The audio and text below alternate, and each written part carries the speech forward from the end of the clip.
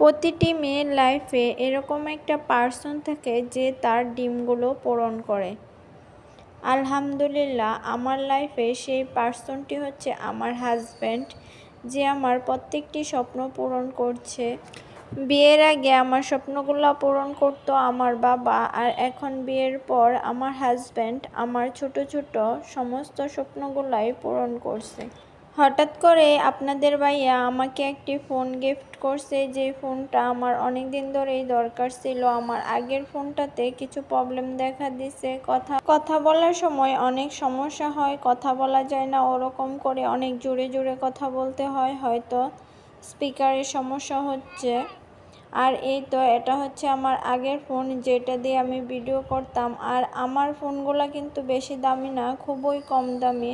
আপনাদের ভাইয়া ওর সাধ্যের মাধ্যমে চেষ্টা করে যে আমাদেরকে খুশি রাখতে। নতুন মোবাইল পাওয়ার আনন্দে ভাবলাম আপনাদের ভাইয়াকে পুডিং বানিয়ে খাওয়াই। তার জন্য এখানে আমি 1/2 লিটার দুধ জাল করে নিছি, আর এখানে দিয়ে দিছি পাউডার দুধ 10 টাকা দামের যে প্যাকেট ওইটা। আর এখানে আমি 2টা ডিম নিয়ে নিচ্ছি, আর 4 টেবিল চামচ পরিমাণ চিনিটা আপনারা আপনাদের স্বাদ মতো নিয়ে নেবেন। একটি স্পুন দিয়ে চিনিটা গলে যাওয়ার আগ পর্যন্ত ডিমের সাথে ভালোভাবে মিশিয়ে নেব।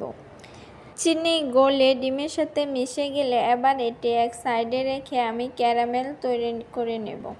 পারফেক্টভাবে ক্যারামেল তৈরি করতে অবশ্যই এখানে পানি দিবেন না। এখানে চিনি থেকে পানি কিছুক্ষণ জাল করার পর বেরিয়ে আসবে। এখানে আমি 2 টেবিল চামচ পরিমাণ চিনি নিয়ে কিছুক্ষণ এভাবে জাল করার পর দেখেন আস্তে আস্তে ক্যারামেলটা তৈরি হয়ে যাচ্ছে। আর এদিকে আমি পুডিংটা সেট করার জন্য একটা কেক মোল্ড নিয়ে নিছি। সয়াবিন তেল দিয়ে কেক মোল্ডটি ভালো করে ব্রাশ করে নিছি। এবার এতে ক্যারামেলটি ঢেলে চারু সাইডে ভালো করে সেট করে নিচ্ছি, যেন ক্যারামেলটি পাত্রের সাথে ভালোভাবে লেগে যায়।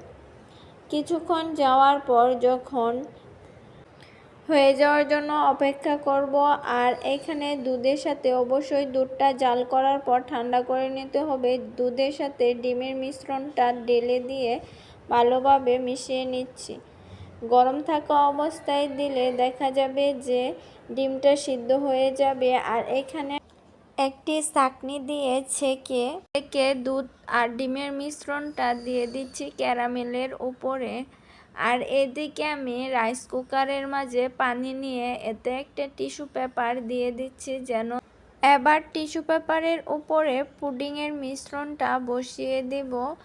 আর একটি ঢাকনা দিয়ে প্রথমে ডেকে তারপর আবার রাইস কুকারের ঢাকনা দিয়ে ডেকে দেব। অবশ্য রাইস কুকারের ঢাকনায় যে ছিদ্রগুলো ছিল ওইগুলো আমি কাগজ দিয়ে বন্ধ করে নিয়েছিলাম। পুডিংটি আমি 1 ঘন্টা ফ্রিজে রেখে তারপর ঠান্ডা করে সার্ভ করছি। এই তো রেডি হয়ে গেছে আমার পারফেক্ট পুডিংটা দেখতে যেরকম সুন্দর হয়েছে, খেতেও কিন্তু অনেক মজা হয়েছিল। আর এটা আপনাদের ভাইয়াকে দিয়েই কাটাইছি। ও খেয়ে তো বলছে যে অনেক মজা হয়েছে, যদিও ও মিষ্টি জিনিস তেমন পছন্দ করে না, খুবই কম মিষ্টি খায়। তো আমিও খেয়ে দেখলাম যে অনেক ভালো হয়েছে। আর এটা হচ্ছে আমার নতুন মোবাইলে করা প্রথম ভিডিও, যেটা আমি আপনাদের জন্য তৈরি করছি। কেমন হয়েছে অবশ্যই জানাবেন। আজকের মতো এই পর্যন্তই। আল্লাহ হাফেজ। আসসালামু আলাইকুম।